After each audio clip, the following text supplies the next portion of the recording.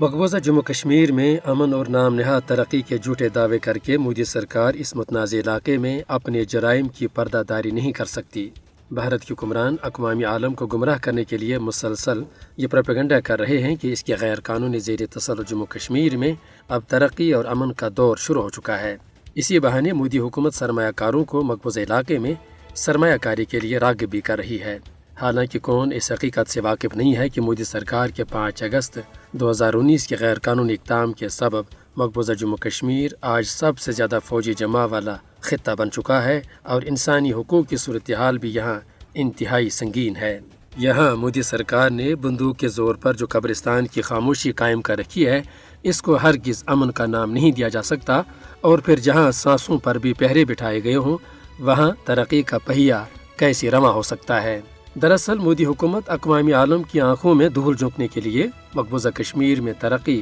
اور امن کے حوالے سے جعلی رپورٹیں شائع کروا رہی ہے۔ سیاسی ماہرین و تجزیہ نگاروں کا یہ کہنا بالکل درست ہے کہ کوئی بھی سرمایہ کار ایک ایسے علاقے میں ہرگز سرمایہ کاری نہیں کر سکتا جو کہ ایک ایٹمی فلیش پوائنٹ بن چکا ہے،